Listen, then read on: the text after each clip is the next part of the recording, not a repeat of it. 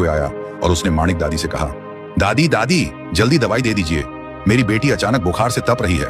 माणिक दादी ने शिशुपाल से पूछा, क्या तुम्हारी बेटी पानी में भीगी थी? शिशुपाल ने कहा, हाँ, आज वो नदी में तैरने गई थी, उसके बाद ही उसे बुखार चढ़ा है। माणिक दादी ने कहा और एक शीशी उठाकर शिशुपाल के हाथ में रखी। ये दवाई तुम्हारी बेटी को अभी पिला दो, सुबह तक उसे आराम आ जाएगा। शिशुपाल ने माणिक दादी को पैसे दिए और कहा, दादी सुबह मैं तुम्हें जंगल में जाने से मना कर रहा था, लेकिन आज अगर तुम नहीं होती तो पता नहीं मेरी बेटी को समय पर दवाई कहां से मिलती। माणिक दादी ने कहा, कोई बात नहीं, अब जल्दी जाकर बेटी को दवाई पिला दो। शिशुपाल फिर एक बार माणिक दादी को धन्यवाद देकर घर चला जाता है। ऐसे ही माणिक दादी जंगल में जाकर जड़ी बूटियां तोड़कर ले आती थी।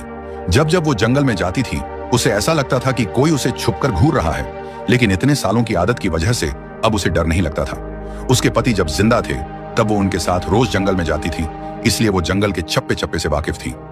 एक दिन गांव की ही एक औरत बिंदिया माणिक दादी के पास आई और उसने कहा, दादी मेरी शादी को 6 साल हो गए हैं, लेकिन अभी तक मुझे बच्चा नहीं हो रहा है। तुम तो गांव के सब लोगों को दवाई देकर ठीक करती हो, तो मुझे भी कोई ऐसी दवाई दे दो जिससे मुझे बच्चा होने में आसानी हो जाए, नहीं तो मेरी सास मेरे पति की दूसरी शादी करवा देगी। ये सुनकर माणिक दादी ने कहा, चिंता मत करो बेटी, ऐसी एक जड़ी बूटी है जिससे तुम्हें बच्चा होने में आसानी होगी, लेकिन वो दवाई अभी मेरे पास नहीं है।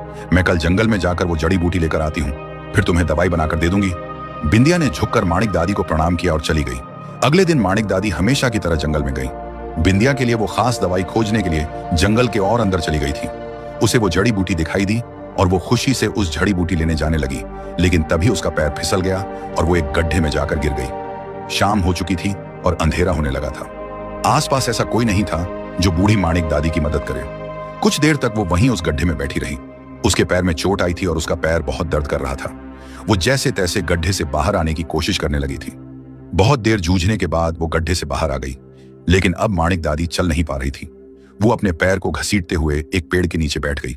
उसने देखा कि पूरे जंगल में घना अंधेरा छा गया था। वो समझ गई कि इस टूटे हुए पैर से वो गांव तक पहुंच नहीं पाएगी। उसने अपने आप से कहा, माणिक, लगता है आज की रात इस जंगल में ही बितानी पड़ेगी। अगर जंगली जानवरों से बचकर जिंदा रही तो कल सुबह गांव जाने की कोशिश करूंगी। माणिक दादी वहीं बैठी रही। रात जैसे जैसे काली हो रही थी, अंधेरा और गहरा हो रहा था। साथ ही जंगल के उस सन्नाटे में जंगली जानवरों और झींगुरों की आवाज से जंगल की शांति भंग हो रही थी। बूढ़ी माणिक दादी के पास ना तो खाने के लिए कुछ था और ना ही प्यास बुझाने के लिए पानी। भूखी प्यासी वो बहुत देर तक वैसी ही बैठी रही और कुछ देर के बाद वहीं उसकी आंख लग गई। कुछ देर के बाद उसने महसूस किया कि जैसे उसके आसपास कोई है।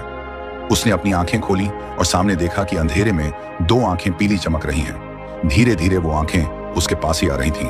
कुछ ही देर के बाद उन 2 चमकती पीली